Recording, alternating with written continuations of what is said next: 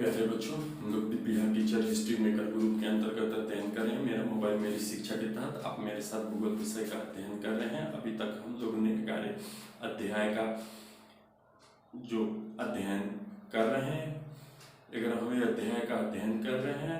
उसमें हम लोगों ने रासायनिक आपदा से संबंधित तत्वों का अध्ययन किया है।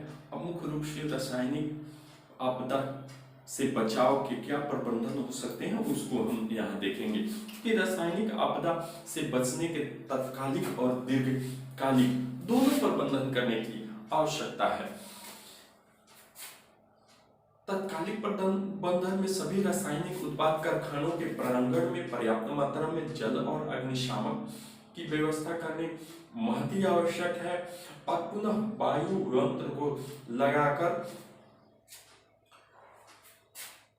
रखना भी आवश्यक है, ताकि जिधर से वायु का प्रवाह हो रहा है उधर से अगर गैस का रिसाव हो रहा है तो लोगों को पहले से बताया जाए कि वायु के प्रवाह के विपरीत दिशा में भागना है, वायु के प्रवाह की दिशा में नहीं जाना है, नहीं तो खतरा अत्यधिक बढ़ जाएगा। जो हमें देखने में भी भोपाल गैस त्रासदी में भी ये परिलक्षित हुआ कि जिधर से वायु का प्रवाह था उधर ही लोग भागने लगे और ज्यादा हताहत होने लगे।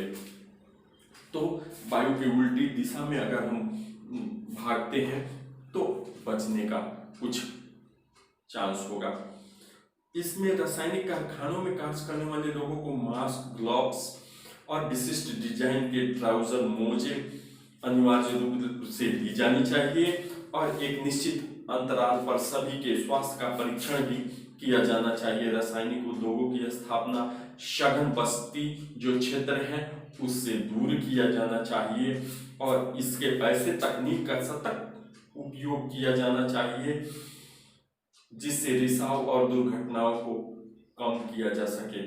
रासायनिक आयुध के उत्पादन पर न सिर्फ प्रतिबंध की जरूरत है बल्कि ऐसे उत्पादन करने वाले देशों को एक स्पष्ट नीति बनाने की जरूरत है जिसकी दुर्घटना को कम से कम किया जा सके। वस्तुतः रासायनिक आयुधों को रासायनिक अस्त्रों के विशेषज्ञ जी हैजन महोदय के द्वारा भी कहा गया है कि आतंक और भारी विनाश का अस्त्र रासायनिक आयुध हैं, अतः इनके उत्पाद और उपयोग पर विश्वव्यापी रोक ही इस आपदा से मानव जाति को बचा सकता है। रासायनिक खाद कीटनाशकों से उत्पन्न छिपी हुई आपदाओं से बचने के लिए दीर्घकालिक सतत कृषि विकास के लिए लॉन्ग टर्म जो सस्टेनेबल डेवलपमेंट वाले एग्रीकल्चर जो है उसके लिए नीति बनाने की आवश्यकता है और रासायनिक खादों के स्थान पर जैविक खाद का उपयोग किया जाना चाहिए जिससे कम से कम मानव शरीर पर प्रभाव पड़े।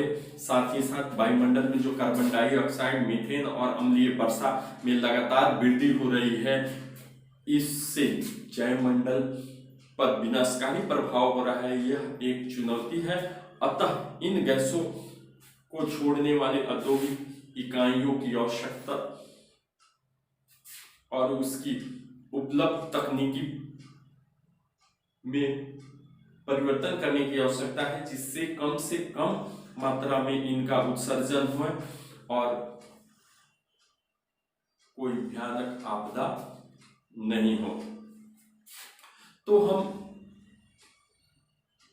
इस तरह देखते हैं कि वर्तमान समय में किसी आपदा के प्रबंधन की पहली अनिवार्यता यह है कि प्रभावित क्षेत्रों के आसपास रहने वाले लोगों के सुरक्षित स्थान, स्वच्छ जल, औपचारिक और आकस्मिक चिकित्सा उपलब्ध कराएं। इसके बाद घायल और जो प्रभावित व्यक्ति है उसे निकटतम अस्पताल, चिकित्सालय में उन्हें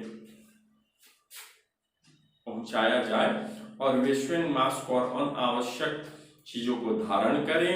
इस प्रकार तत्परता के साथ ही स्वयंसेवी संगठनों के लोगों को भी प्रशिक्षित और परामर्श दिया जाना चाहिए जिससे इस तरह की आपदाओं का सही तरह से बचाव किया जा सके। तो इसमें इतना ही। अगले वर्ग में इसके प्रश्न उत्तरों को हम देखेंगे। तब तक के लिए धन्यवाद।